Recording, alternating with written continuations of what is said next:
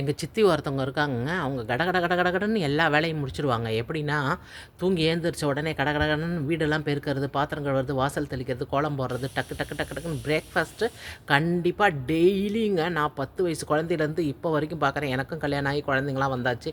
இப்போ வரைக்கும் பார்க்குறேன். கரெக்டாக 8:30க்கெல்லாம் பிரேக்ஃபாஸ்ட் இருக்குங்க. அதில் எந்த விதமான சேஞ்சஸும் கிடையாது. 9:00 8:30 to 9:00 பிரேக்ஃபாஸ்ட் இருக்கும். அது இட்லி, தோசை, பூரி ஏதாவது கண்டிப்பாக இந்த மாதிரி நல்ல சட்னியோட சூப்பராக இருக்கும். சட்னி, சாம்பார், சுட சுட சாம்பார் வச்சுருவாங்க. உடனே வந்து அந்த நம்ம பிரேக்ஃபாஸ்ட் சாப்பிட்டுட்டோன்னா என்ன பண்ணுவோம், அந்த கேஸ் ஆஃப் பண்ணிட்டு கதை பேசுவோம் இல்லைங்களா? இல்லை, அவங்க அது மாதிரி ஆஃப் பண்ண மாட்டாங்க. அதுதாங்க இப்போ அங்கே இருக்கிற சீக்ரெட்டே. உடனே அந்த அடுப்பில் ஆஃப் பண்ணாமல் அந்த கேஸ்லேயே வச்சுருவாங்க சாதம் வடிக்கிறதுக்கு. அதுக்குள்ளே போய் காலையில் ஏந்திரிச்சு எல்லா வேலையும் முடிச்சுட்டு வீட்டு வேலையை குளிச்சுட்டு துணியை துவைச்சி எடுத்துக்கிட்டு தான் பாத்ரூம்லேருந்தே வெளில வருவாங்க.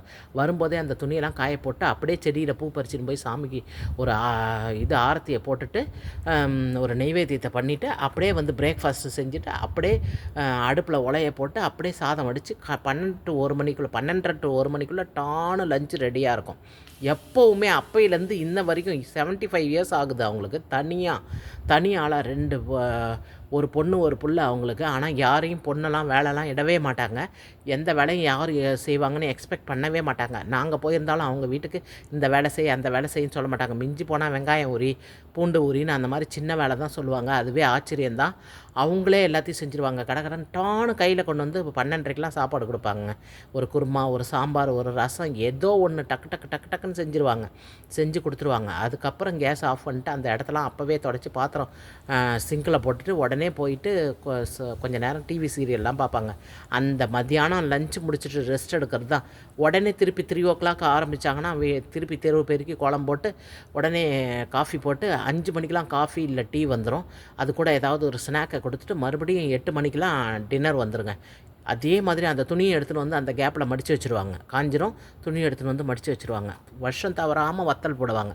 வத்தல் போட்டு கொண்டு போய் மருமகளுக்கு கொடுப்பாங்க. தீபாவளி தவறாமல் மருமகளுக்கு கொண்டு போய் பலகாரம்லாம் கொடுத்து ட்ரெஸ் கொடுத்துட்டு இவங்களும் ட்ரெஸ் எல்லாம் வாங்கிட்டு வருவாங்க. எப்படின்னா அவங்க மருமக சென்னையில் இருக்காங்க, இவங்க வேறு ஊரில் இருக்காங்க. ஆனால் மருமக கூட இருந்தாக்கா மரியாதை போயிடுமா. அதனால் அத்தை மாமி மாமின்னு அவங்க சொல்லிக்கிட்டு இருக்கிறது மெயின்டைன் ஆகணுமா.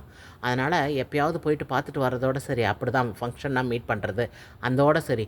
இவங்களே தனியாக 75 வயசில் கூட நான்வெஜ் சாப்பிட மாட்டாங்க. நான் வள்ளலாருக்கு மாறுறேன்னு 30 இயர்ஸ் பேக்கே அவங்க மாறிட்டாங்க. நான்வெஜ் கூட சாப்பிடாமல் எப்படி அவங்க அவ்வளோ ஸ்ட்ராங்காக இருக்காங்க, அவ்வளோ ஹெல்த்தியாக ஓடுறாங்க இந்த வயசு வரைக்கும் தெரிலங்க.